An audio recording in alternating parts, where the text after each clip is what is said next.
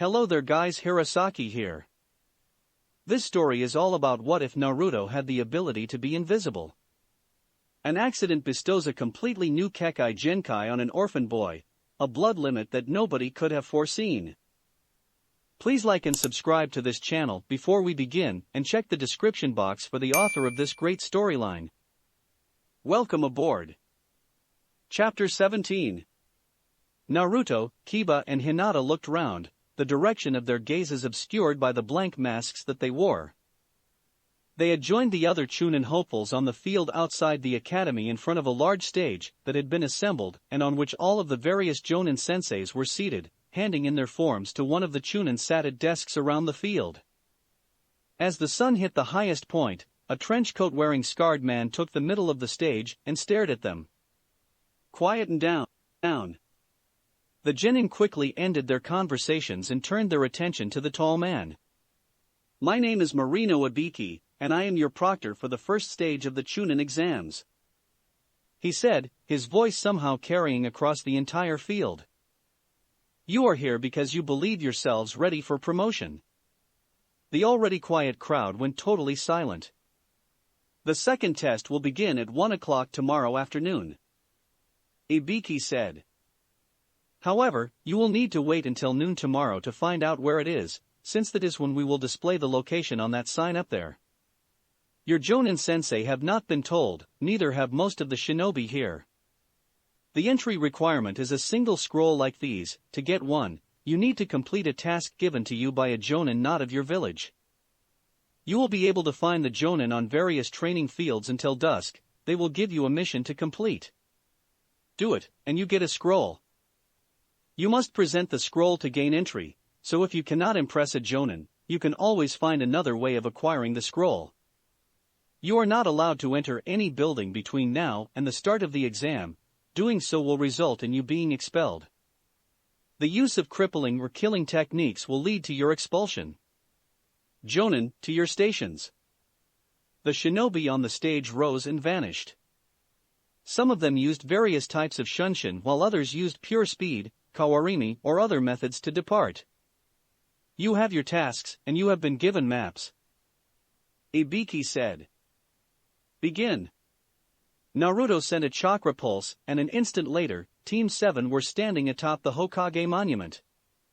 Nice kawarimi. Kiba snickered as they looked over the village, with the blurs of movement showing where the competitors were starting their searches. Got a plan? Henged Kage Bunshin. Naruto shrugged. One of us leads each group and we do 3 different missions, then we meet outside Hinata's and my house. I'm certain that Hanabi will be happy to hide the scrolls we receive until tomorrow morning while we stay outside on watch. Oh, that's brilliant. Kiba grinned. They'll be safe unless a team is willing to be expelled in order to grab them. I agree, Hinata said. We do a mission each and meet outside our home. Rutokuin, please send several Toton Bunshin there as well. We need to get my sister's cooperation, and it will be useful to send messages if needed. I'll send a dozen or so, Naruto said, his hands already forming a cross seal. Tajuakage Bunshin no Jutsu. Hinata looked round at the training field using her Byakugan, spotting the 2 Jonin hiding under a Genjutsu, playing cards. Silently walking over to them, she coughed to get their attention. Sorry for the intrusion, Sunanin-san, but I believe that you have a mission for us? The Suna shinobi, who was wearing a veil over half his face, nodded and picked up a clipboard. Retrieve a token from the table set in the middle of the Chunin stadium and bring it back here. Be warned, there will be several Chunin guarding it with their pay depending on how many tokens remain by the time the exam starts. Thank you, Hinata said with a bow. Good luck with your game. As she walked away, she channeled some chakra to her ears in a trick that Kiba had taught her, and she caught the conversation behind her. Polite little thing, isn't she? What's with the mask though? She's part of Team 7. Ah, the one with the Yandame's son. So, it's to stop us working out which one of them he is. Clever, I think they should get extra points for that. Hinata grinned behind her mask. Kiba raised his mask and took a sniff. He could smell 2 people, one of whom had an underscent of rusty metal that he didn't recognize. Must be the non-Konoha shinobi. Moving to where the scent was strongest, Kiba looked up and saw the 2 jonin looking down at him from the branches. "Hello," he said, "we're here for the mission you have." The AIM jonin nodded and accepted a clipboard from the Konoha shinobi. "Your mission is to retrieve a token from the top of the Hokage Tower. It is being guarded by Chunin whose pay depends on how many tokens they manage to keep. Bring it here for a scroll." "Hi." Kiba replied with a salute, then he dropped his mask back down over his face and ran towards the distant Hokage Tower with his Kage Bunshin escort. "Interesting team," the AIM shinobi said thoughtfully. "Team 7. The Konoha shinobi replied with a shrug, earning a long look. "The one with the Kyubi Jinchuriki? Interesting. I understand the masks now." The Konoha shinobi shrugged and drew another line on the pad between them. "You can't block me now." The AIM shinobi stared at the dots and lines in front of him before sighing. "Best of 9? Naruto smirked as one of his clones sent out a series of chakra pulses that told him where the jonin were. Hinata's idea of turning sign language into a series of arrhythmic pulses let him communicate with his clones silently without the need to create and dispel them to pass messages, something which made a noise that was audible enough that it would put his targets on guard. Mentally thanking Hayashi for helping him create a mask that could channel his chakra, Naruto used it to completely vanish. Moving into position, he waited until his hinged clones had taken up position around the 2 jonin before he sent out the signal. "What the heck?"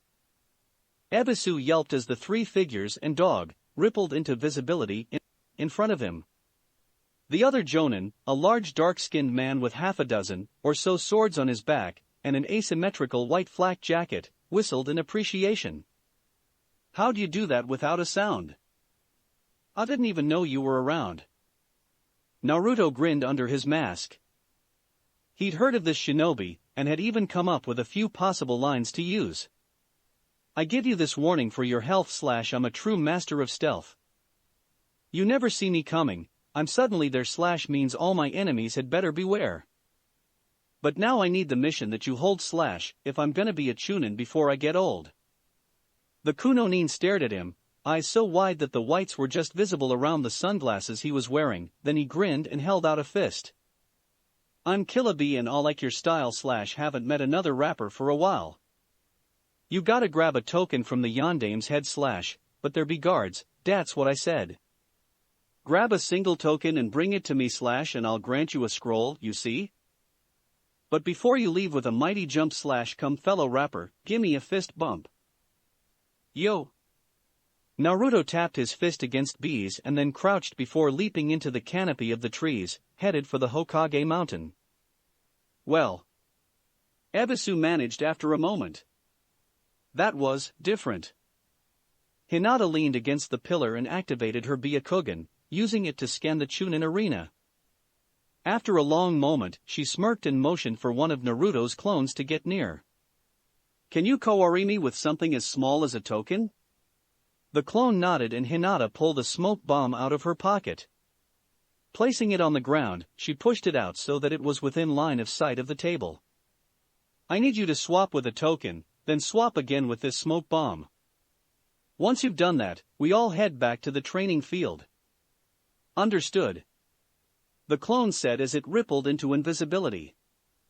An instant later, a token appeared in midair and Hinata grabbed it, stuffing it into a sleeve pocket, then the smoke bomb vanished. As the Chunin guarding the token started shouting in alarm from within the sudden smoke cloud, Hinata ran towards the exit, the clones following her. Kiba frowned as he examined the top of the Hokage Tower from his viewpoint. The Chunin guarding the table of tokens were arranged so that they could intercept any attempt to simply rush the table, and their lines of sight were excellent. "Wait. Akamaru, I'll distract them, and you sneak up to the small hole there. When you think you have a chance, grab a token and dive into the gutter to escape. I'll meet you in the field outside our old academy room. Akamaru nodded, then pawed at his coat. Nodding in understanding, Kiba stowed Akamaru's coat and mask, then picked him up and leapt to the ground. Okay buddy, I'll wait until you're near the top before doing my distraction on the other side. You good? Akamaru nodded and channeled chakra to his paws. Kiba watched him begin to ascend the tower, then moved round to find a place from which he could make a show of failing to sneak up stealthily. Naruto shook his head as he rejoined his clones. His Totan Kekkai Genkai was probably the ultimate trump card in situations like this. He had simply walked up to the table, waited until everyone was looking at a group of genin that had completely messed up their stealthy approach, and then simply palmed a token before leaving. He hoped that the other two were doing as well as he was. Kiba leapt upon the roof, then darted sideways to behind one of the curved panels that provided areas of shade. A startled shout informed him that he had been spotted, and he ran up the panel to near the top, grabbing the edge, and looked round, only to see most of the Chunin staring up at him. Hi. Get him. Hiding a grin, Kiba slid down the panel, using his chakra to stay in contact with the wall, while controlling his descent. Glancing back, he saw several of the Chunin running down after him, while the rest lined the edge of the balcony. Idiots. Leaping into a nearby tree, Kiba darted away, and then doubled back, sneaking into the academy grounds and running to the courtyard outside his old classroom where Akamaru was waiting for him with a token. The two clones with him were shamelessly patting him, and Akamaru had relaxed to the point that he almost looked like a puddle of fur. Nice job, partner. Kiba smiled. Now, let's swap the token for the scroll. Jonin-san? Baki looked round, his visible eyebrow rising in surprise. That was fast. I have a token for you. May I have a scroll, please? Of course. Baki said, pulling a small scroll out of his inner pocket and handing it over in exchange for the token. You're the first team to get a scroll. You realize you now have to keep it safe until the second stage starts tomorrow? Yes, Jonin-san. Thank you. You're welcome. Baki replied, and he watched her leave. I wonder how they did it that fast. Meh, I have no idea. His Konoha colleague said. After several more thoughtful seconds, they both shrugged and pulled out orange-covered books. Soon, small perverted giggles could be heard. Kiba landed in a crouch on the branch above the two Jonin and held up the token. Got it. That was fast. The AIM ninja said, then he shrugged and made a quick mark on his clipboard. Very well, here's the scroll. No other teams have yet claimed one. Cool. Kiba grinned as he exchanged the token for the scroll. Thanks, Jonin-san. I wonder how he did that. The AIM shinobi mused, watching as Kiba and his companions vanished into the trees. I'm now back in victory / you have a scroll to give to me. Here's my token, take it please / I'll take the scroll then to the trees. Rank of Chunin, here we come / gimme the scroll, and I'll have some fun. Ebisu shook his head while Killer Bee grinned widely. I gotta say your rap is fine / I don't spec less from Mr. 9. Just so you know, I'm Mr. 8 / meetin' you must be fate. You are the first to get a scroll / I gotta say you're on a roll. Yo. Naruto accepted the proffered scroll and once again fist-bumped the Kumo-nin before leaping away. As he did so, he frowned to himself. What did he mean by saying he's Mr. 8 and I'm Mr. 9? He's a Jinchuriki as well. He must hold the eight-tailed one. Kiba landed just in front of the small house, and was promptly glomped off his feet by Hanabi. Hey, Hanabi-chan. Kiba said as the small girl hugged him, then rolled off him to pick up Akamaru. Good tackle. Did you get a scroll? Hinata asked and Kiba nodded, pulling out the scroll, only for it to be plucked from his grasp. What the? Hayashi-sama. Kiba leapt to his feet as Hayashi tucked the scroll away next to an orange-colored book. I shall keep this one safe for you and return it tomorrow morning. Thank you, Hayashi-sama. Kiba said, bowing slightly. I could do no less for my daughter's team. Hayashi replied. Dinner will be served in the Eastern Garden. I expect to see all of you there. Thank you, Hayashi-san. Naruto said from behind Kiba, causing him to jolt in shock. I did not know if a tent counted as a structure for the purposes of this test, so I have provided a tarpaulin that you can tie between those trees to shelter you if it rains. Hayashi continued. My brother suggested it. Indeed, I did. Hisashi said as he walked up. Ruto-san, do you wish for me to safeguard your scroll until the morrow? It would be appreciated, Hisashi-san. Naruto replied with a bow. Hisashi accepted the proffered scroll and placed it in his sleeve pocket. Then I shall return it to you at breakfast tomorrow, he said with a slight smile. I wonder how Niji and I-san's doing. Hinata mused. Niji collapsed against the tree, panting heavily. Although his team had managed to get a scroll, they had been spotted, and at least 4 other teams had targeted them in an attempt to liberate their scroll from their grasp.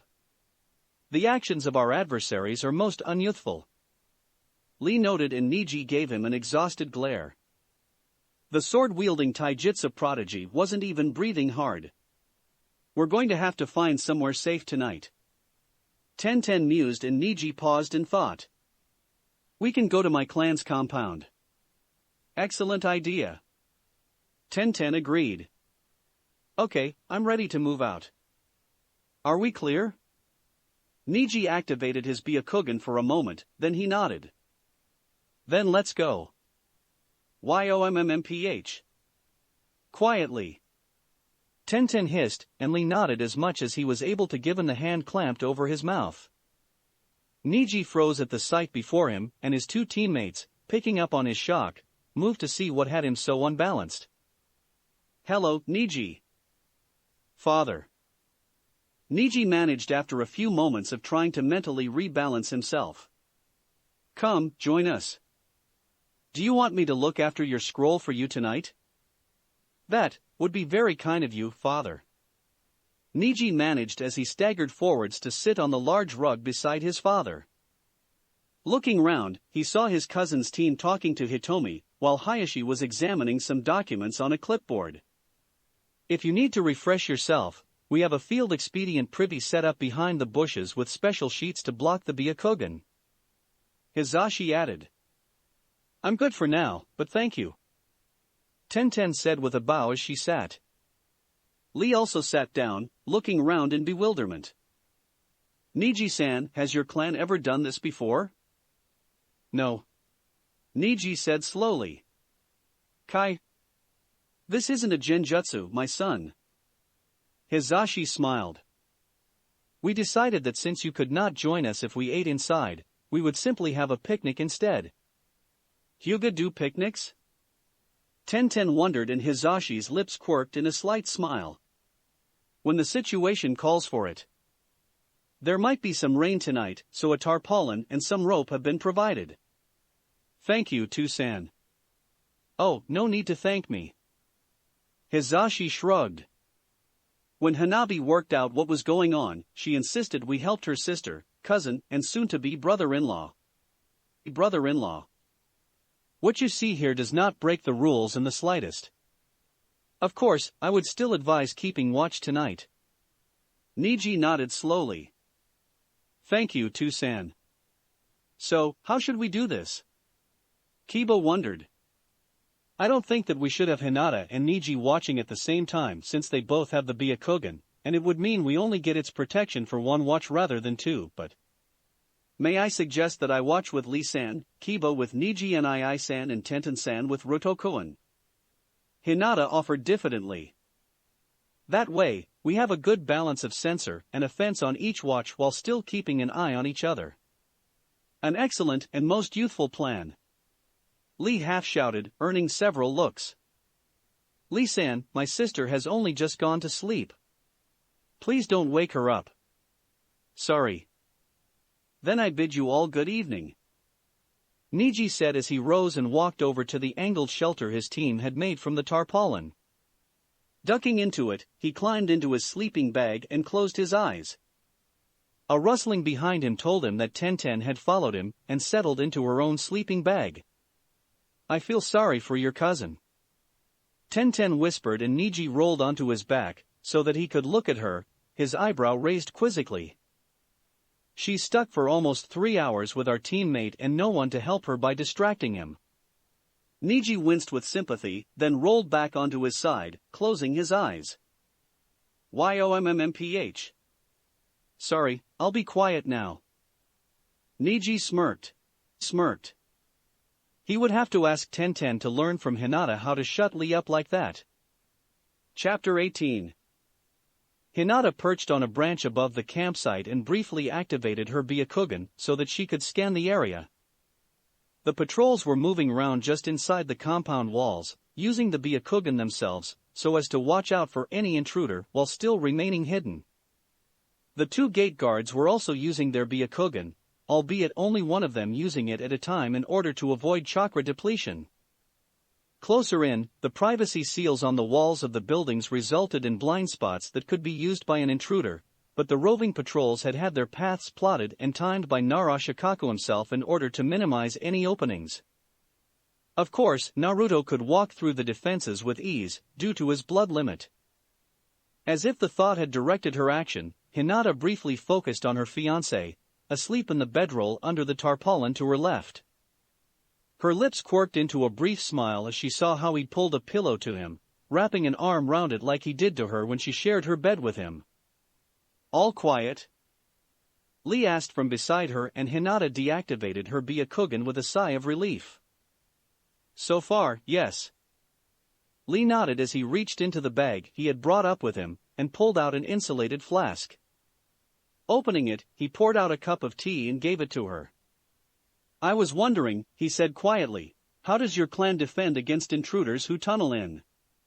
As most of the clan are Doton users, we had a great deal of experience to draw upon encountering such a threat, Hinata said, then she pointed. "Do you see the edges of the path just inside the outer walls?" Lee nodded. "The edging is part of the security system. We have bamboo posts reinforced with metal going into the ground to 5 times the height of a man.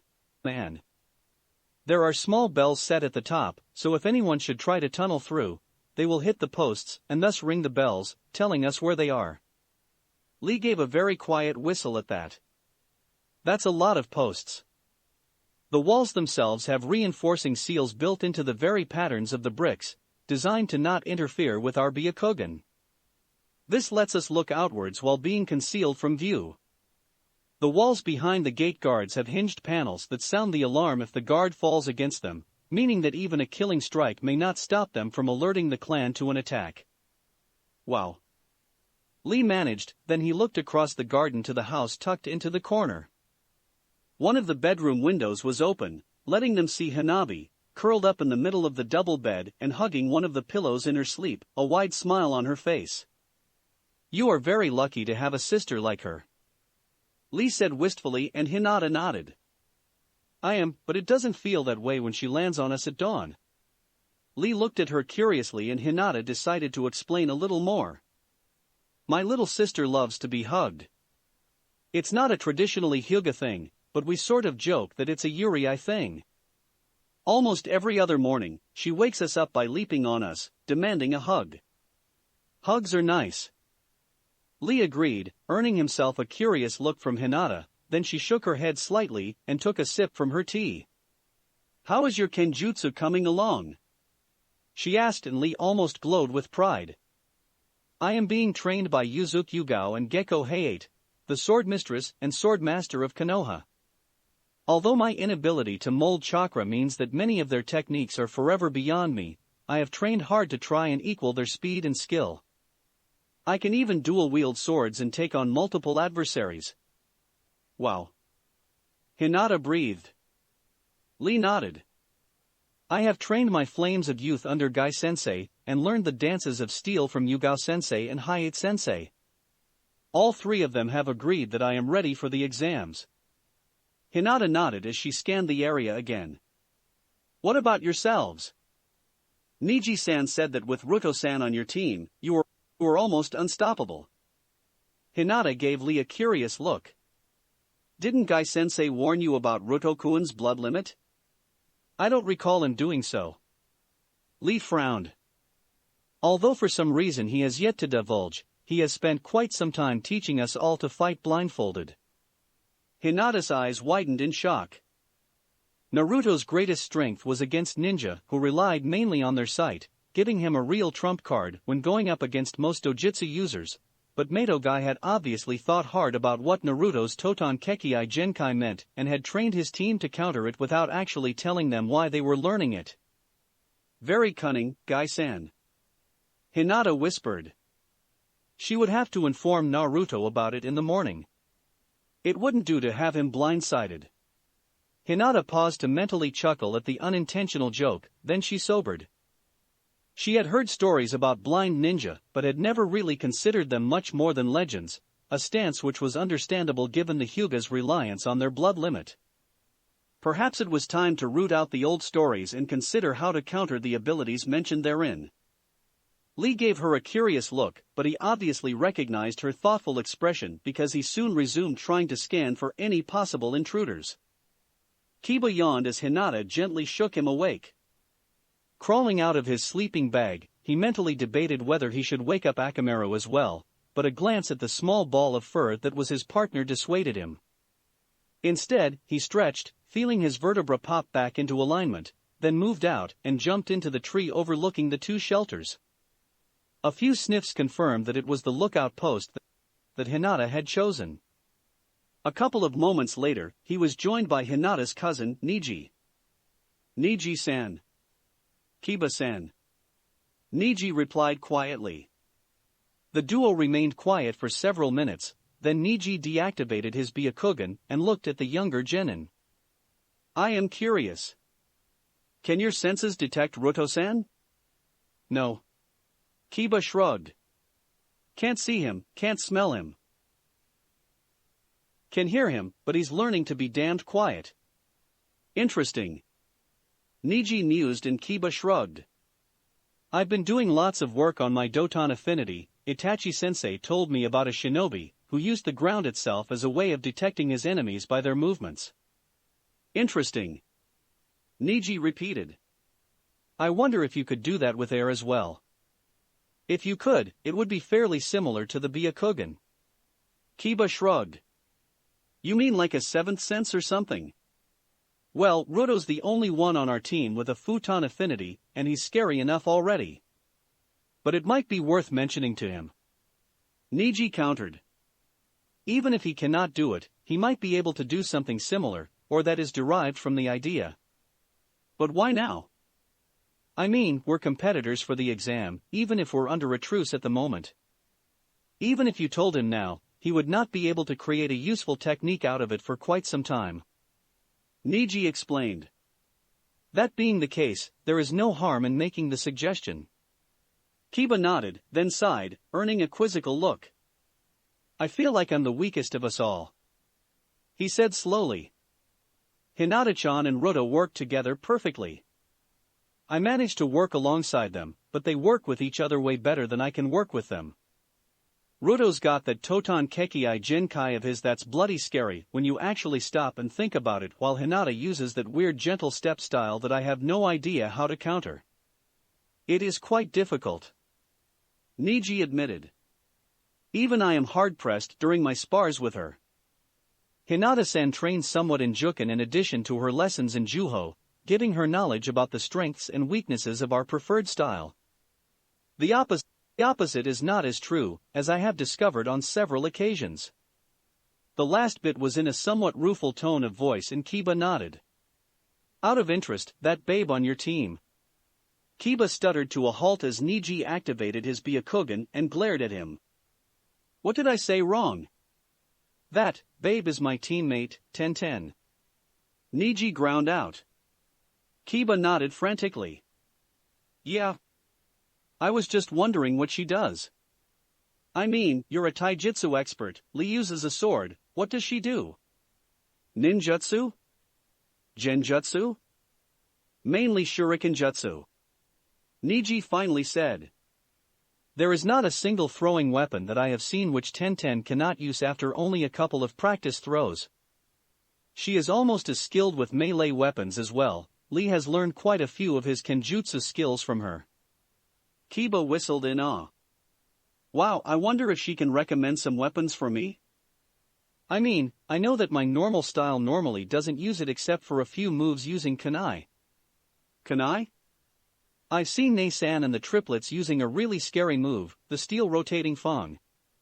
It's similar to the fang rotating fang, except that it uses kunai on string to enhance the cutting. You don't want to get in the way of that one. I saw her take down a row of trees just doing it alone, and once the triplets joined in.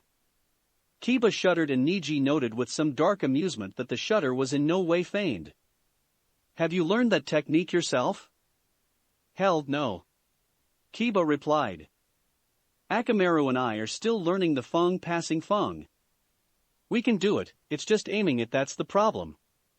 Akamura has to use dynamic marking first. Dynamic marking?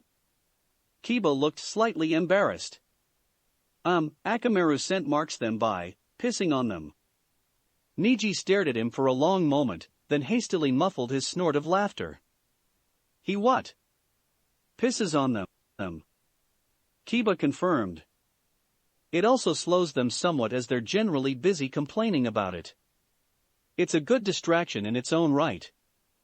And then you use Getsuga. Fang passing fang. Niji mused slowly. Sounds like quite a technique, in its own right. If I can aim the darn thing. Kiba grumbled, ignoring Niji's purposeful echoing of him. I have to spin very, very fast to do it, and keeping track of a target while doing that. I have a similar issue with the Kaiten. Niji admitted. For a second or so after, I am slightly disoriented. I am still training to overcome that weakness, but it is usually only an issue against multiple opponents. Kiba frowned thoughtfully. Hinata's never mentioned that weakness. Come to think about it, she said that Roto is helping her come up with something to replace it. Niji froze for a long moment, then he turned to look at Kiba. I was unaware of this. Has she given any clue as to what this new technique is? She called it the, what was it, 8 trigram protecting palms or something like that. I wasn't really listening. Sorry. It does not matter. Niji said. I now know more than I did before, enough to know that I should be wary. I wonder if she would teach me. She talks about you quite a bit, she looks up to you. Kiba shrugged. If you ask her, I'm sure that she'll teach you. I'd wait until after the exams though. You don't want to get distracted from them. Indeed, I do not. Niji agreed. Thank you, Kiba-san. Naruto yawned and tried to sit up, only to be pulled back down by an arm. Glancing across, he smiled, then created a Toton Bunshin before Kawarimi ing with it. Keep her comfortable. He whispered. No probs, boss. Naruto rose, adjusting his tunic and pulling his mesh gloves on. Donning his haparai, he nodded to Kiba, and then leapt up into the tree to where Hinata had settled at the start of her watch. Creating a dozen invisible clones, he used chakra pulses to command them to move to vantage points around the compound.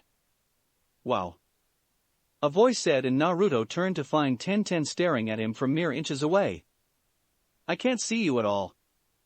I mean, there's no distortion or anything. The power of my bloodlimit. Bloodlimit. Naruto shrugged and Tenten nodded, then glanced down to where Hinata was sleeping, her arm draped over what appeared to be empty air. And her arm is floating, because? It's a Toton Bunshin. Naruto whispered. She sleeps better when she can snuggle up to me. Tenten smiled gently at Naruto's comment. That's so sweet. How long has she been doing that? Ever since the first day we met. Naruto shrugged. We were 6 and Hanabi had just been born. So, close to 7 years. Of course, we were only found out after a year and a half, when the old elders tried to seize control from Hayashi-sama, and I helped take them down. That was when Hayashi decided that as Hinata and I had been together for so long, and Hanabi liked having me around so much, that Hinata and I should be betrothed. Tenten hummed thoughtfully, then her gaze drifted over to the sleeping bag containing Niji.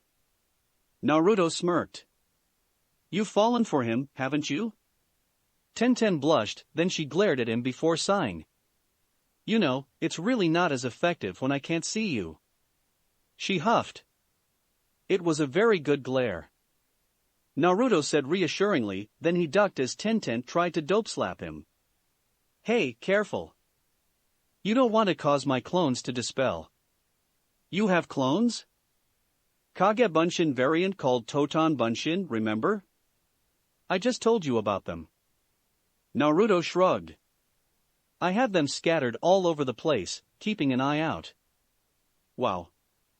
Tenten said slowly. That's almost as good as the Byakugan for security. Which is why Hinata suggested that her, Niji, and I be on different watches. Naruto explained, earning a slow nod of understanding. So, how good are you with your blood limit? Pretty good, given that I don't have anyone to show me how to use it. Naruto shrugged. Of course, while I'm invisible, any attacks I make using Futon, Raitun, or Kaitun are visible. Even my pure chakra attack, the Rasengan, creates a weird rippling effect. Oh, thank Kami. Tenten whispered, earning a curious glance. Sorry, but if your attacks were invisible too, I'd have to quit instantly if I went head-to-head against you. I can combine them with my Totan Bunshin to make it look like I'm creating the techniques out of empty space. Naruto added and Tenten went wide-eyed. That must be seriously freaky to go up against if you don't know what's going on. Tenten said and Naruto nodded. Blame Sarutobi Asuma and Mitarashi Anko. He said with a slight chuckle. Anko-san especially, she even borrowed a couple of my clones to help her play a trick on her boss, Marino Ibiki. They snuck into his office and rotated his desk and chairs every time he left the room so that they faced the other way. Anko was laughing for a week about it. Tenten snorted with hastily suppressed laughter at that. No, really? Really. They also taught me a trick with my Kawarimi. What, you use your clones to bring the enemy to you? Tenten giggled, then she froze as Naruto didn't respond. No. Freaking way. It's how I got Anko-san and Itachi-sensei into and out of Gato's mansion. Oh, you so have to tell me that story. So, are you all ready? We just need our scrolls. Hinata said, then she looked at Hanabi, who nodded and ran off, returning a minute later with the scroll that she had been given. Niji looked up from where he was receiving his scroll back from his father, and his eyes widened as he saw Hizashi then hand a scroll over to Naruto at the same time as Hayashi passed one to Kiba. Wa, bu, 3, how? Kage Bunshin. Hinata smiled. Each of us led a different group of them to maximize our chances of getting a scroll. Thus, 3. Niji stared at them, then he sighed and shook his head. Ruto-san, are you even aware of the box that most people think inside of? Box. Naruto asked in confusion. What box? Never mind. Niji sighed. After 5 years, I should be used to you by now, but you just keep on surprising me. At least you're not a knucklehead as well, that would be really embarrassing. So. Naruto said, abandoning the topic and shifting to a new one. Do we head for the meeting area together as allies or separately? I vote for together so we outnumber any team that would attack us for our scrolls. Vote. Together. Hinata said and Kiba nodded. Seconded. It would be a most youthful way of ensuring our success. Allies until the next stage begins. Tenten said and Niji shrugged. I might as well make it unanimous. Allies. Votes for leader? Niji. Naruto said, earning a surprised look. What? You've got the best range on your Byakugan, and I know that your knowledge of tactics is way better than mine, especially with Tenten and Lee. I wouldn't be able to deploy them as efficiently. Alright. Niji conceded. Then I suggest we wait for another hour before setting off. By then, most of the other teams should be moving towards the assembly point, and with Hinata and myself using our Byakugan, plus Ruto-san's Totan Bunshins, we should be able to find a way past any who have yet to acquire a scroll. Good plan. Naruto said, then he frowned. I just wish I knew why the scrolls have two variants. I mean, this one says heaven and these two say earth. We have an earth one as well. Niji said after he examined his team's scroll. The proctors will probably tell us why just before the next stage. I hope so. Kiba said with a sigh. I'd hate to lose just because they didn't bother to mention something important. We all would. Hinata agreed. We all would. Chapter 19. The Forest of Death. Hinata breathed as the seal-reinforced fence came into view. Anko-san told me quite a bit about it while we were scouting out Gato's mansion. There are a large number of dangerous animals and plants in there. Then since you know more than we do, you have command while we are in there. Naruto said, then he looked at Kiba, who nodded. I can smell the things in there, but it'll take me a day or so to identify enough of it to let me help guide us. Hinata has my vote. Akamaru yipped and Kiba nodded. Akamaru's too. Hinata looked at her teammates, then sighed. If you are both certain, then I shall do my best. We know. Naruto smiled, then he looked round. Hey, is that Zabuza standing over there?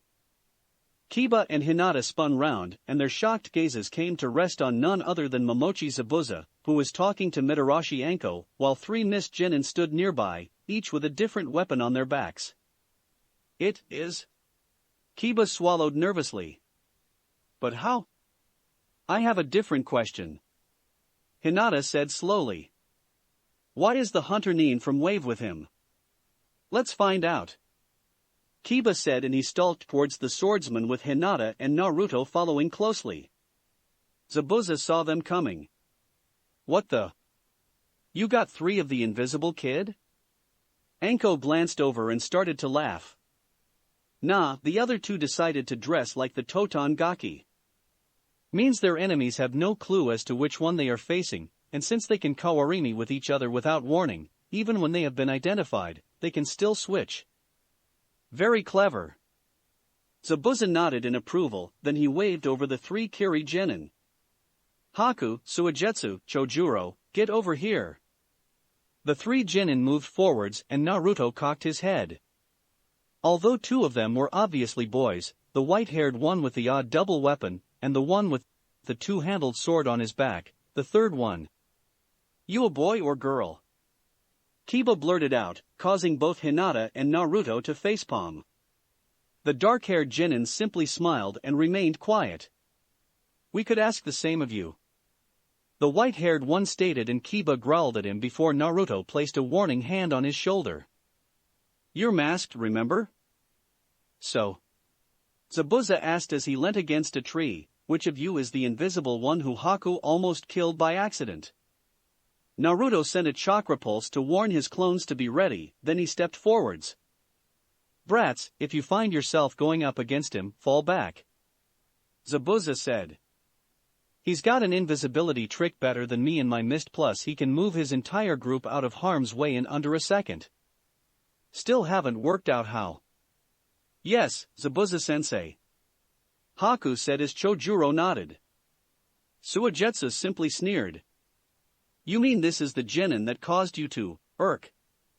Everyone around gasped in shock as Zabuza impaled Suigetsu on his blade, but Suigetsu simply walked forwards to get off the blade and then turned to face his sensei. Look, just because I can turn into water and back doesn't mean that it doesn't hurt. I know. Now shut up and learn. Zabuza growled. Their sensei is the Godame Hokage to be, the Mangekyo user, who took me down with a single glance within seconds of his full dojutsu manifesting. You really think the genin assigned to a shinobi like that would be weak? Suigetsu frowned, then his shoulders slumped. Fuck. Yeah. Zabuza said. Take anyone else out, but not them because they'll hand you all your asses, and the Mizukage wouldn't like it if you don't reach the finals. Yeah, she's scary when she's angry. Chojuro half-whispered and Zabuza nodded with a distant expression before he brought himself back to reality. So. We never got introduced at Wave. Hinata removed her mask and bowed. I am Hyuga Hinata. My teammates are Inazuka Kiba, his Ninken Akamaru and my fiancé. Namikaze Uzumake Naruto, also known as Yuri Ruto. Zabuza interrupted. I don't think there's a single shinobi in the elemental lands who doesn't know who he is. Damn. Naruto swore under his breath. You got that right, kid. You're already almost as famous as your old man. You mean the rumor is true? A new voice said, and Naruto looked round to see Ino staring at him. Wow, I thought it was just another silly story like the one about the Uchiha having a plan to revolt against Konoha, but you're really the son of the Yondaime. No wonder the Hyuga are letting you marry Hinata. It's not like that. Hinata protested, then she paused. Well, a bit like that, but only a bit. Settle down, brats. Anko shouted and everyone turned to look at her. You all have a scroll, Anko said with a wicked grin, but you need 2 to finish the next stage. Go to one of the desks and show your scroll, then fill in the forms. After all, we don't want your deaths to be blamed on Konoha. Once you've filled out the forms, head for the gate you are assigned to, and then wait for the signal to enter the forest. To pass, you need an earth scroll and a heaven scroll, and then your entire team needs to make it to the tower in the middle.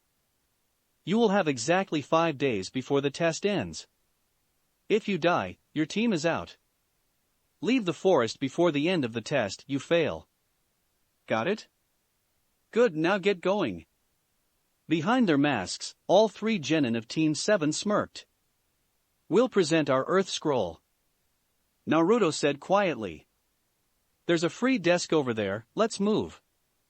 And once we get in? Kiba asked quietly. We head straight for the tower. Naruto replied just as quietly. We move as fast as we can. With luck, we won't meet anyone on the way. Kiba nodded. I agree. Hinata whispered, then she giggled. It'll mean more time with my snuggly. Kiba almost choked as he tried not to laugh. 1 minute until the start of the test. Anko's voice echoed through the loudspeakers. This is your last chance to quit, unless you want to die. MWA ha ha ha ha ha ha ha ha. She does a good evil laugh. Kiba said admiringly. I gotta learn how to do that, it'll really freak out my enemies. Indeed. Naruto laughed. Hey, if we both learn to do it the same way, we can freak people out even more. I like it. Kiba agreed with a wicked grin. What do you think, Hinata? Hinata sighed. I can see how it could be useful, but it does seem a bit childish. Whatever works. Kiba shrugged. Ruto, once we get in, could you send loads of clones ahead? That way, all we need to do is get within Kawarimi range of the tower and my clones can jump us the rest of the way. Naruto finished. Nice. Kiba grinned. 30 seconds to decide to leave and live, victims. Anko is enjoying that a little too much. Naruto sighed and his teammates nodded in agreement, then Naruto frowned. Kiba, how come you couldn't tell Haku's gender? I thought your sense of smell allowed you to know things like that? Kiba looked embarrassed. It should, but I swear that Haku uses something to hide her gender. I couldn't tell, it's never happened to me before. I could use my Byakugan to find out. Hinata offered and Naruto shrugged.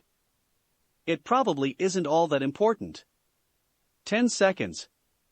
If you stay, you're gonna die. Ready? Naruto asked. Good. Hinata, Team 7 is under your command.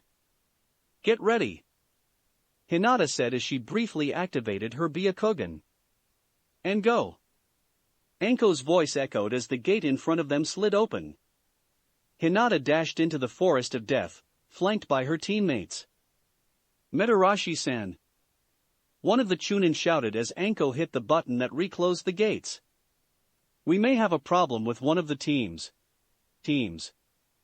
Anko turned, one eyebrow raised in query as the Chunin skidded to a halt. Problem? Team 7 of Konoha, ma'am. The Chunin explained. We just finished cross-referencing, and they managed to do 3 missions. Anko blinked. You mean? Yes, ma'am. They have 3 scrolls, 2 Earth and a Heaven. We think they'll head straight for the central tower. Anko paused, then she sighed. Ibiki will never let me hear the end of this. I guess we should have gone with his 10 questions test instead. Wait. Team 7. Hinata-chan's group? Hyuga Hinata is one of the members of Team 7. The Chunin said slowly and Anko grinned. Heh. I worked with them in Wave. Brats are damned good.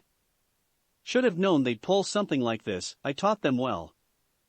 Okay, they know branch leaping, they've got Ruto, who has so much stamina that he can carry the team if needed. They need to cover 10 kilometers. I'd say about 20 minutes.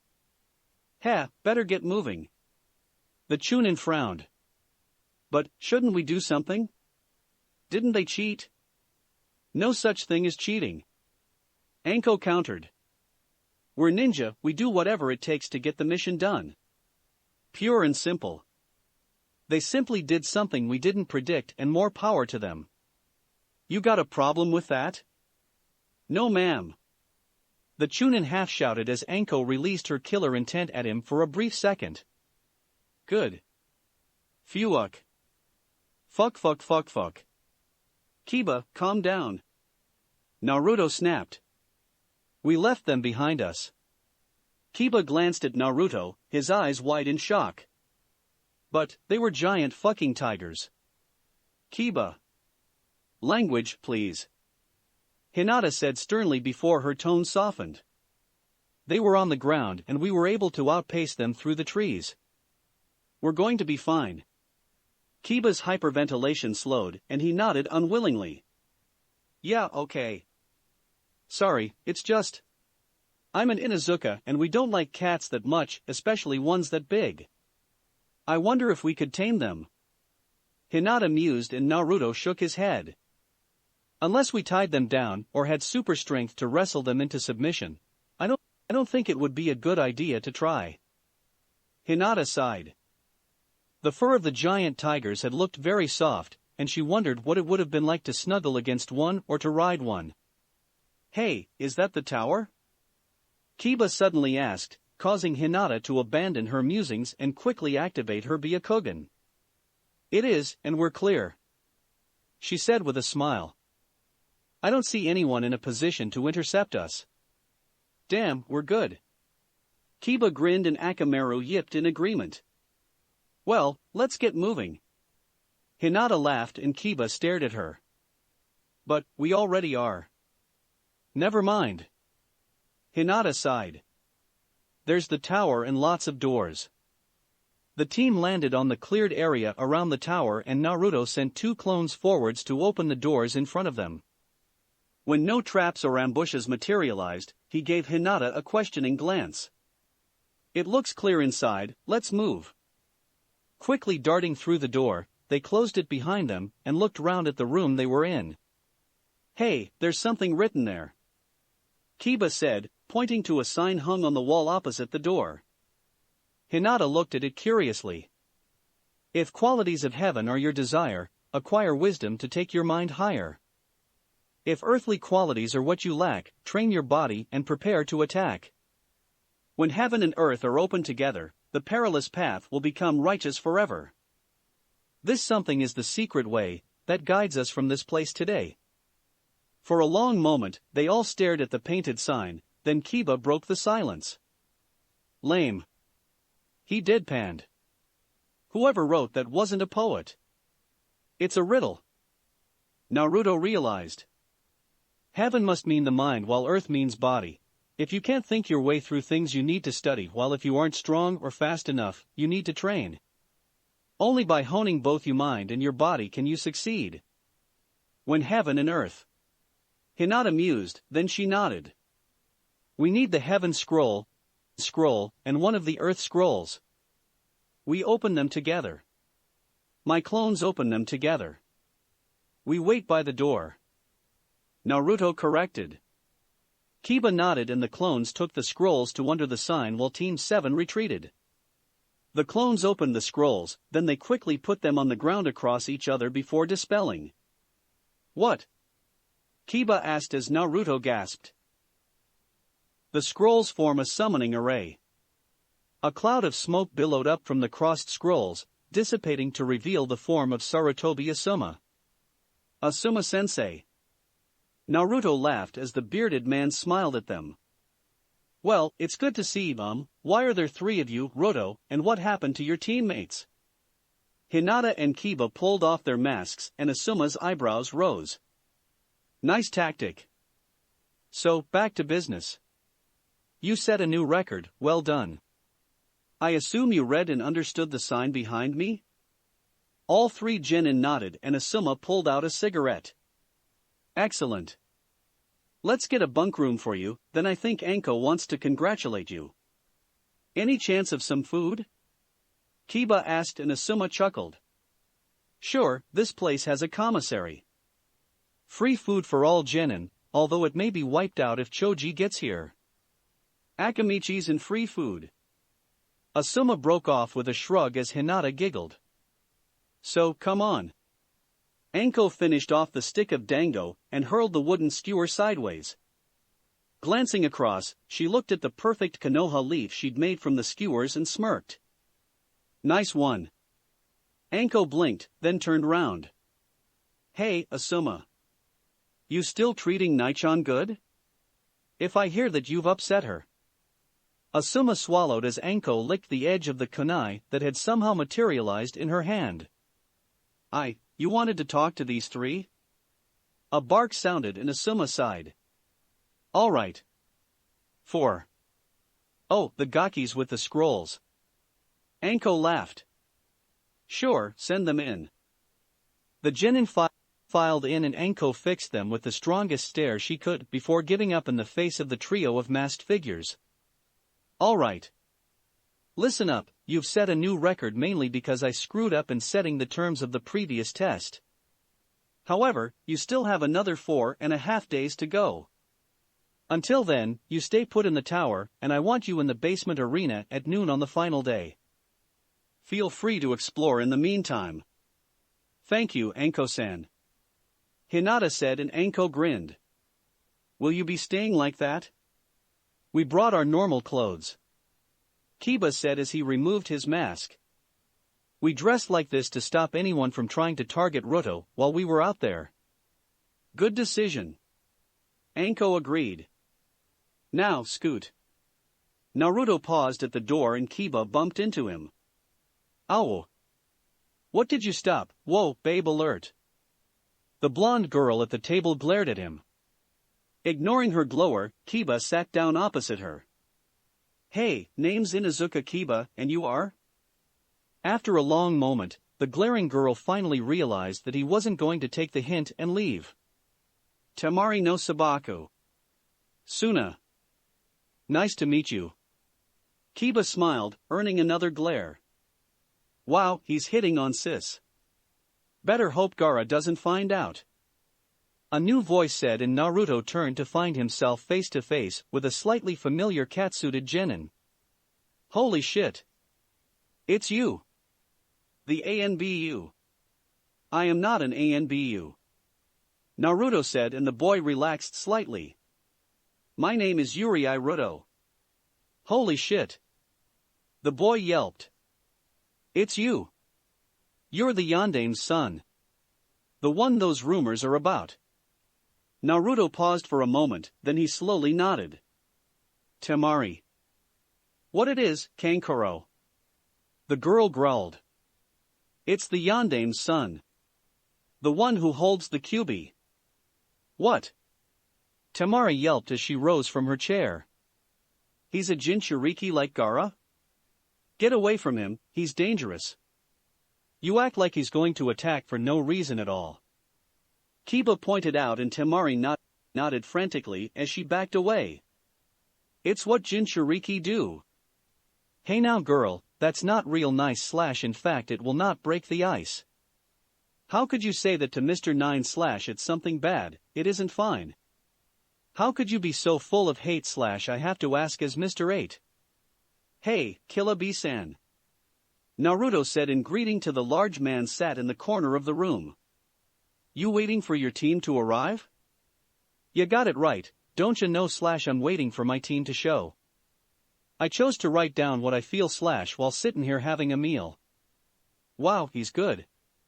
Kankuro said, earning a sparkling grin in return. What? Temari squeaked, her gaze flicking between Naruto and B. We're trapped between two Jinchuriki and you focus on his rap? B opened his mouth, then he frowned as a new boy entered the room. Gee. Gaara. The red-headed boy looked dully at them, then started to walk over to the food counter before stopping and staring at B. Mother says that you are like me. For a long moment, no one moved as they considered the statement, then B broke the silence. Ichibi's your mom, well that's real whack / you gotta get your sanity back. Mr. 1, meet 8 and 9 / I hope that we may get on fine. Gaara gave him a longer, dead-eyed look, then resumed his journey to the food counter. That's your brother? Kiba whispered and Temari nodded. That's Gaara, my youngest brother. Be careful around him, he enjoys killing. Gaara glanced over before walking away with a bowl of food. As he left the room, both Temari and Kankuro slumped in relief. Naruto made and dispelled a clone, earning a confused look from B. I was warning Hinata. He explained and it was Kiba's turn to frown. Why not use your pulses? Takes too long. Naruto shrugged.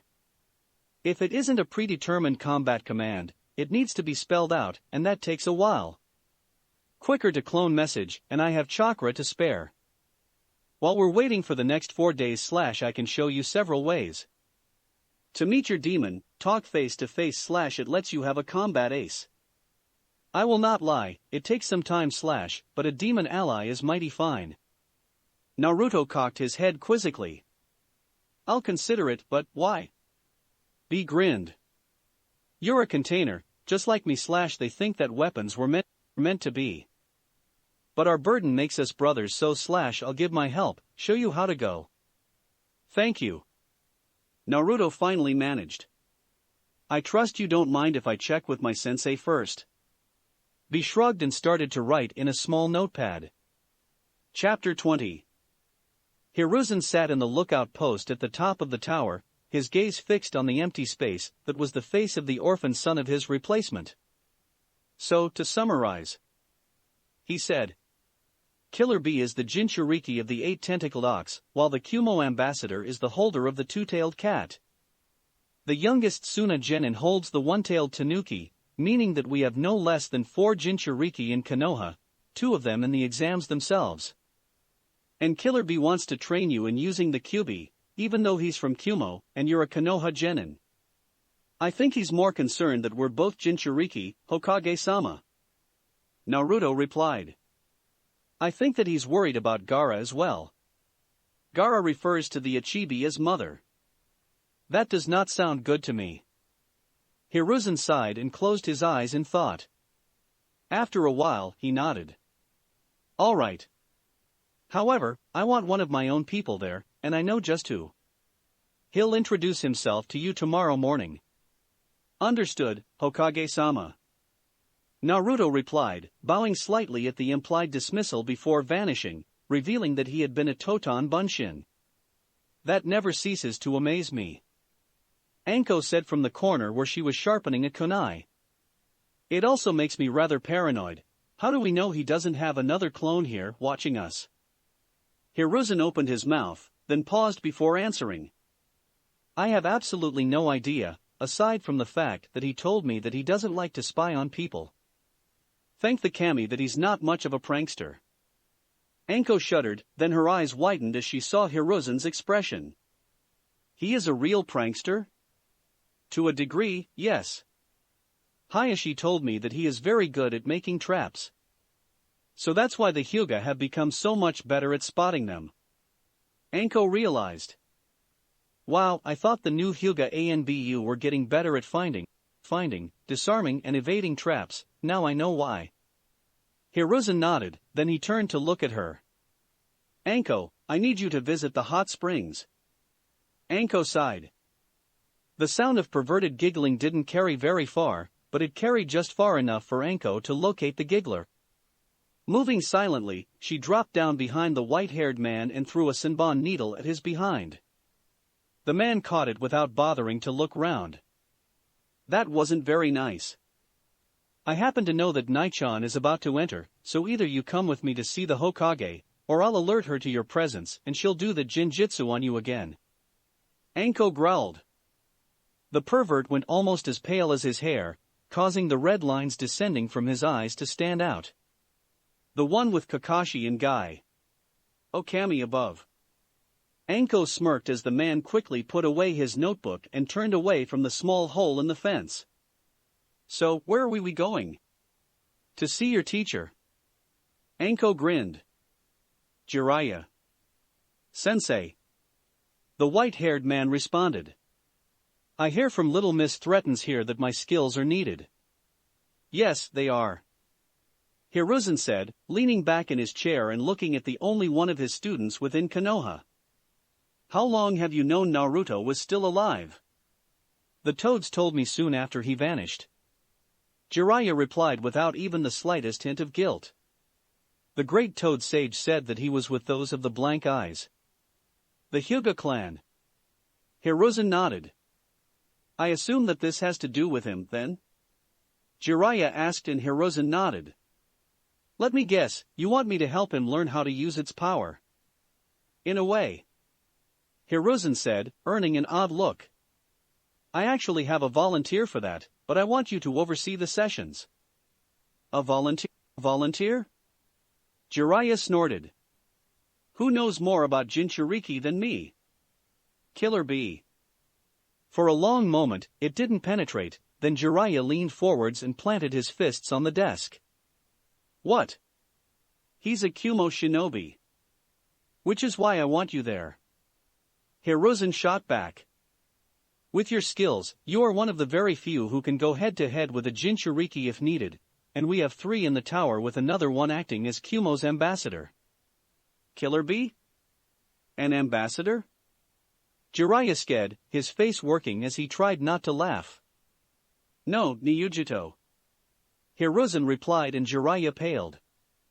Oh crap.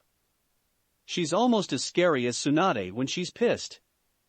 Caught you peeping, did she? Hiruzen chortled without any sympathy at all. Serves you right. Jiraiya shuddered in memory, then refocused. All right. I'll do it. When and where? Tomorrow morning at the tower, Forest of Death.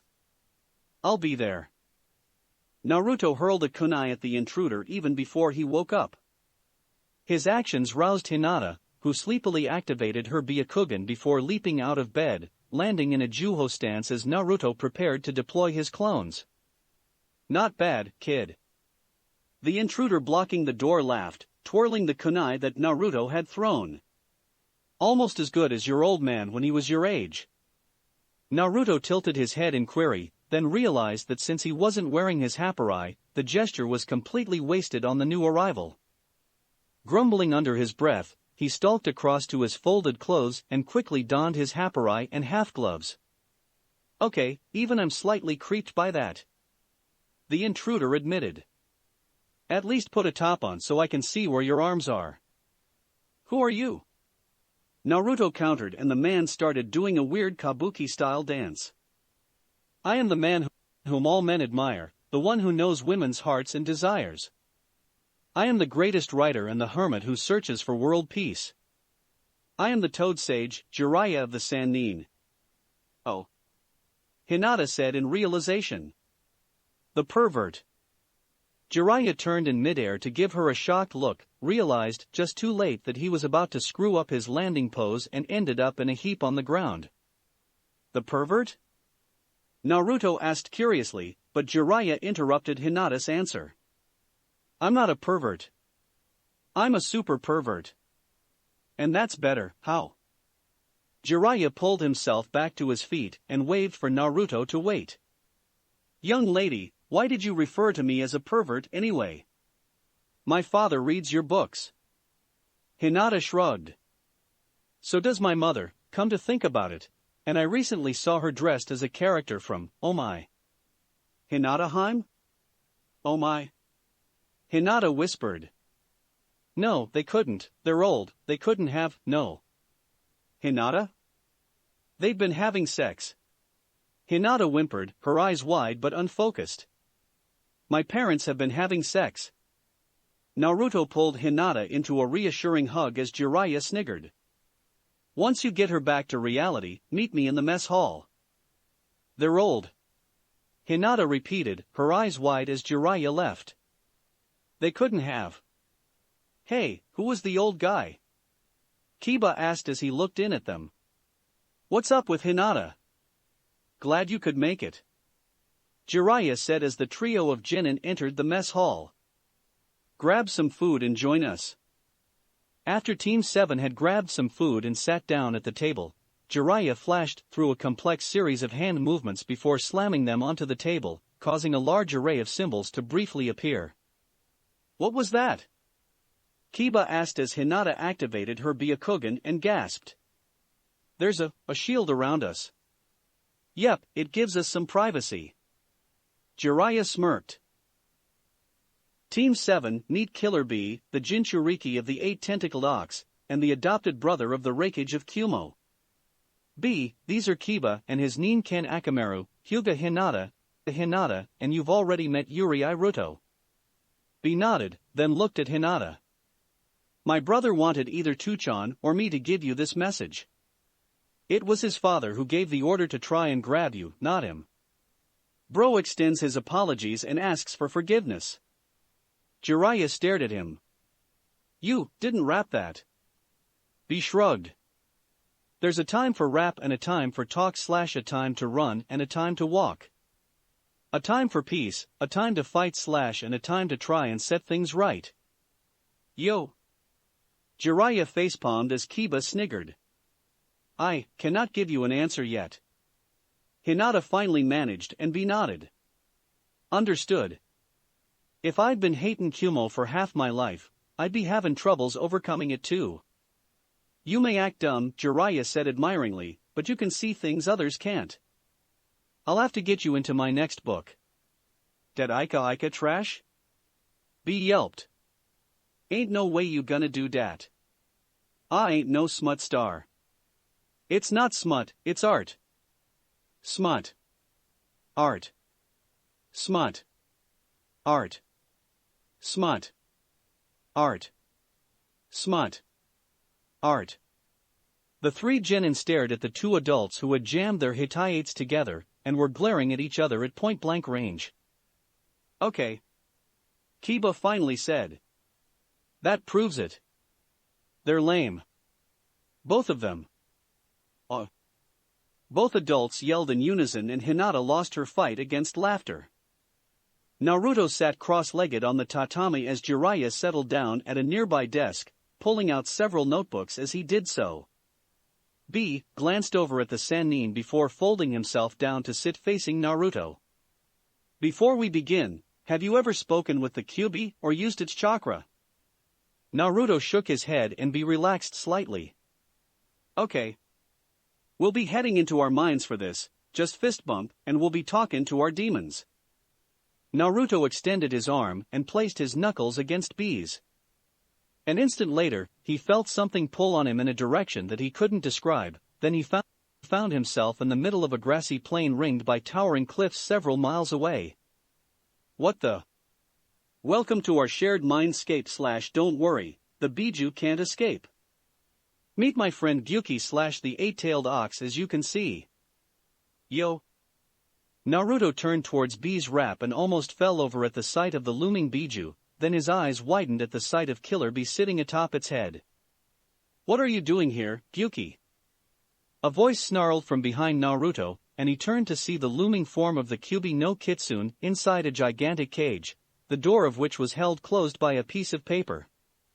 It's nice to see you as well, Kurama. Gyuki rumbled back, earning a deep snarl. You look a little different. B dropped down from Gyuki's head and walked over to stand beside Naruto before the cage. Looking up, he stared for a long moment, then whistled. You're down to half, you're looking thin / I wonder what happened to your een. No wonder you're grouchy, no wonder you're mad / only having young is pretty bad. The Yondaime seal, though a work of art / must have hurt as it tore you apart. Shut up. Kurama roared, then he turned his gaze to Naruto. So, my jailer appears at last. If it's any consolation, I didn't ask for that position. Naruto replied with a shrug and the Kyuubi snorted with disdain, then Naruto frowned. Wait, you're only half of what you were when you attacked Konoha? This is amazing. Looky here / it's a man who all shinobi fear. Held in stasis inside the seal / I find it hard to know that this is real. I know who it is or B ain't my name / you got yourself the Hokage Yondaime. And look beside him, don't you know / you also got the Habanaro. Naruto blinked at the apparent non sequitur, then looked over to where B was standing before a pair of large crystals. Walking over, he gasped as he saw the figures inside them. Mum? Dad? This is something totally whack / you may be able to get them back. But their chakra, their inner power / will probably last for just an hour. If you want to keep them by your side / a new chakra source you must provide. Infuse it in them, medic style / and they'll be around for quite a while. Word. Naruto nodded as B finished his rap, then his eyes flooded with tears and the midscape seemed to ripple around them, then it shattered as reality reasserted itself. What happened? Jiraiya asked as Naruto collapsed in tears. Jiraiya looked down at the pile of notes he had scribbled, then he sighed. It will take me a long time to do this. Oh, just creating a seal for chakra infusion is easy, it's something so basic that mednines can do it without resorting to Fuinjutsu. Linking it to the Shiki Fuin in such a way that it uses the Kyuubi's Yukai, converting it into something that can sustain Minato and Kushina's Kage Bunshins without risking destabilizing them. I'm going to have to do a lot of research and experimenting, especially since I'll only get one shot at actually doing it. B nodded slowly, taking a sip from the sake bottle he had ordered. You realize that if I can do this, it'll change the balance of power again? Jiraiya queried and B shrugged. Konoha is at the top / I don't see how it's gonna stop. But if Mr. Nine's dad comes back / perhaps he'll cut Kumo some slack. Jiraiya nodded slowly. Yeah, if we can help him, then you being the cause of bringing the Yondaime back will bring Kumo's reputation way up. Maybe even to the point where Konoha'll enter into a treaty like we have with Suna. B cocked his head, then took another swig as Jiraiya sighed again. This is going to take ages. But if it lets me apologize to Minato, it'll be worth it. B-sensei. B turned in his seat and smiled at the trio of teenagers approaching him. Hey there team, you made it through / gotta say I had faith in you. Meet Jiraiya, the toad-style sage / just don't make fun of his ancient age. Jiraiya paused in gathering up his notes to glare at the rapper, and the male member of B's team managed to stifle a snicker. I'm Samui. The blonde kunoichi said as she came to a stop by the table. These are my teammates Karui and Omoi. A pleasure. Jiraiya said as he rose. I need to do some research in my library, so I'll leave you and your sensei. Excuse me. Jiraiya vanished and Samui raised an eyebrow. That was odd. I expected something perverted from him. If he'd said something perverted, you'd have tried to hit him. Omoi fretted. And he'd have hurt you, and it would have destroyed any hope of peace between Kumo and Konoha, and we'd have gone to war in a while. Calm down, idiot. Kurai groused as she lowered her hand. It didn't happen, so shut up. So, how'd you do it? How'd you win slash to reach the tower and then get in? Wasn't easy. Samui sighed as she sat down. Freaking shadow user was almost impossible to beat, but his female teammate got overconfident, and we were able to ransom her for a scroll. Then we chucked her out of the woods to get them disqualified and came straight here. B nodded approvingly. Ow. Ow. Ow. Ino whined as she limped along, supporting herself by hanging onto Choji's arm. Damn them. Not their fault you forgot how to land. Shikamura grumbled. I twisted my ankle. Ino whined. I mean, it's really painful and, what's that over there? Shikamura glanced across at where Ino was staring, then he moved in closer. Troublesome. He groaned. We need an ANBU here. What is it? 3 bodies. Shikamura said as he straightened up. And they're missing their faces. Ino turned pale and Choji swallowed before putting away the crisps he was eating. Lord Jiraiya. Jiraiya cursed under his breath as the ANBU seemed to materialize at the window. What? Lord Jiraiya, your aid is requested. Teammate made it to the tower, but they were attacked by Orochimaru. Jiraiya felt his insides seem to congeal. What was his former teammate up to? He placed a cursed seal on Sasuke Uchiha. Aburame Shino immediately placed him into a prisoner stasis scroll and got him to the tower, but... I'm on my way. Jiraiya said, rising from his desk, his mind already running through the possible seals to use, ones which would hopefully work better than the one he had been forced to improvise around the cursed seal that was on Anko's neck. Is Kakashi there? He's waiting at the secondary sparring arena. The ANBU replied. He said that it would be the best place for any sealing that needs doing. Minato trained him well. Jiraiya murmured as he grabbed his scroll. All right, let's go. Hey, Kiba. Naruto said as he sat down. Sorry if you've been feeling left out. No biggie. Kiba shrugged. Been talking to Shino. You heard about Sasuke? Naruto paused in thought, then he nodded slowly. Yeah. Ero-sanin mentioned something about needing to use a new type of seal on him. A modification of the evil sealing technique using elements derived from the Shiki Fuin, if memory serves. Whoa. Kiba breathed. I didn't know that. Well, Ero-sanin's overseeing some lessons that B-sensei is giving me regarding a burden we both share. Kiba cocked his head, then he sent a deliberate glance at Naruto's midsection. Yep. Tomorrow's the big day. Kiba smirked. Tomorrow, the test ends. How many teams are here?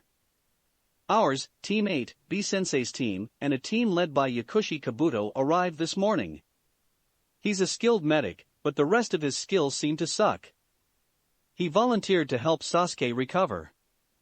Kiba nodded, then his gaze snapped across. Sensei. Naruto followed his gaze and nodded to Itachi as he walked over to them. Good morning Kiba, Roto. How's Sasuke doing? Kiba asked and Itachi smiled slightly. He is recovering, although he has agreed that he will not be participating any further in this exam as we do not know if the effects of the seal that Orochimaru applied have been fully contained. Sensible of him. Kiba murmured and Itachi nodded. The Hokage thinks so as well. Should my younger brother continue to perform well in the field, showing as much good judgment as he did today, he will probably gain a field promotion. Nice. Kiba said approvingly, then he frowned. Hey, why didn't we get one for going up against Zabuza? Because you only encountered Zabuza-sama once. A voice said and all 3 ninja turned to see Haku entering the hall. Kiba inhaled deeply, then groaned. Damn it. Still can't tell. Tell what? Haku asked curiously. Hey Haku, you found the food yet? Another voice asked and Suigetsu stepped into the mess hall. Yeah. Now we're talking. Never mind. Kiba sighed as the new trio moved towards the food, then he leaned forwards. Roto, what was that short chain I could have sworn I saw you holding earlier this morning? That's it for this reading. Hit like and subscribe for a free ticket pass going to the different worlds of anime fanfictions. Looking forward to having you on board again.